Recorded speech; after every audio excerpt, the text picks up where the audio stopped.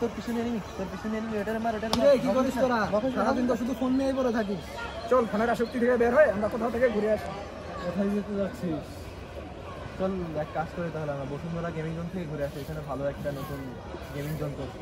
আরে বাদ দাও, সারাদিন গেম নিয়ে পড়ে থাকলে হয়? চল আমরা কোথাও কোনো একটা ঐতিহাসিক স্থান থেকে ঘুরে আসি। চল তাহলে সবাই একসাথে যাই। চল তাহলে যাবি? আচ্ছা চল। আমরা সবাই সাভার থেকে রওনা হয়ে গেলাম মানিকগঞ্জের ঐতিহাসিক স্থান বালিয়াটি জমিদার বাড়ি দর্শনের উদ্দেশ্যে।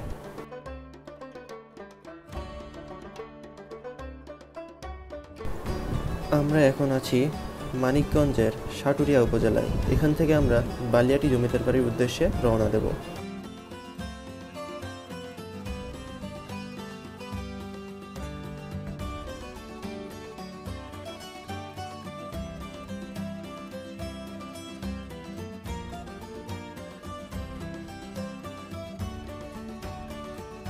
আমরা এখন চলে এলাম বালিয়াটি জমিদার বাড়ির সামনে।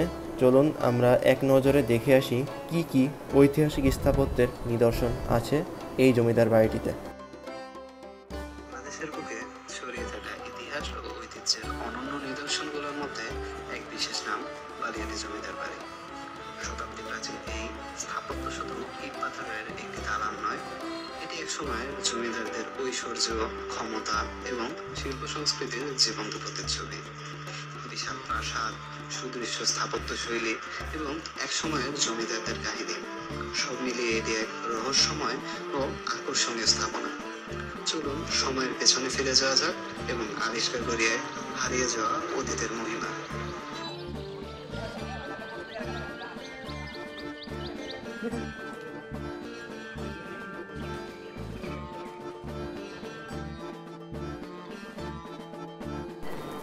চলুন এই ঐতিহাসিক স্থানটির বিভিন্ন স্থাপত্য এবং নিদর্শন সম্পর্কে বিস্তারিত জেনে নেওয়া যাক।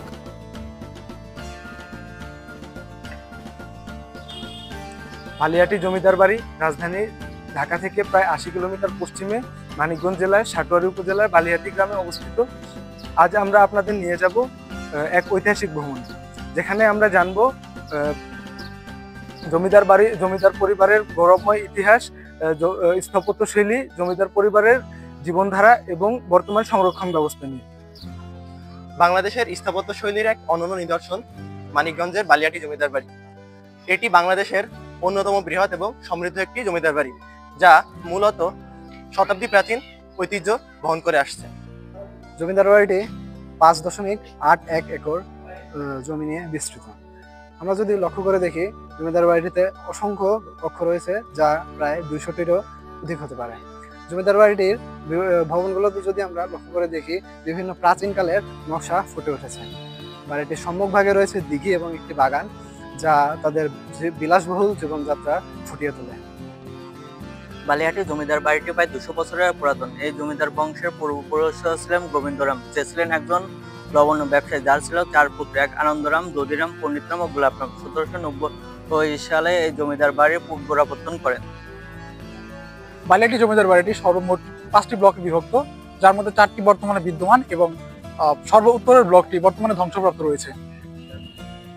আমার পেছনের ভবনটি মূলত জমিদার বাড়ির পরিচালকদের জন্য নির্মিত ছিল এবং ভবনটির নিচতলায় হাতি এবং ঘোড়া রাখা হতো। জমিদার বাড়ির স্থাপত্যশৈলীতে মুঘল, ইংরেজ এবং ইউরোপীয়দের স্থাপত্যের মিশ্রণ লক্ষ্য করা যায়।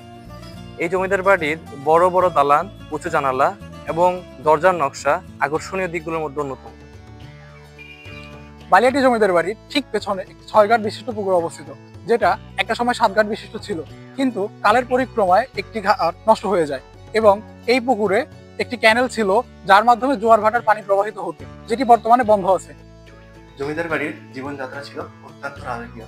জমিদার বাড়ির অভ্যন্তরে ঢুকলে আমরা দেখতে পাই নাচঘর, অতিথিশালা এবং প্রশস্ত বৈঠকখানা।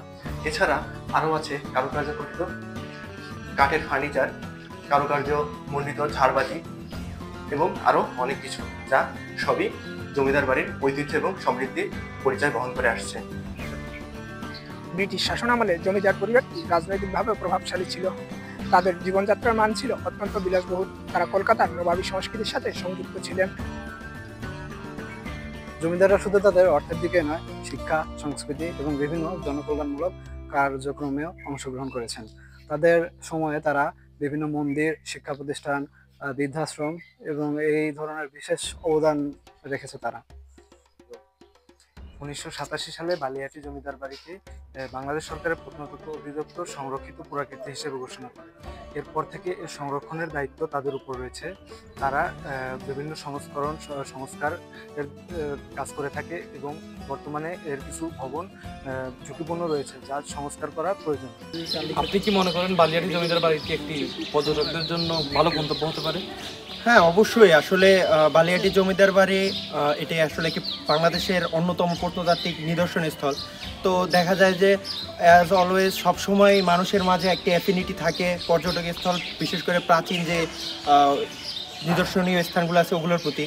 তো সেই ক্ষেত্রে বালিয়াটি জমিদার বাড়ি যথেষ্ট সুন্দর একটা অপরচুনিটি হতে পারে পর্যটকদের জন্য যাদের এই বিষয়ে জানার অ্যাফিনিটি আছে।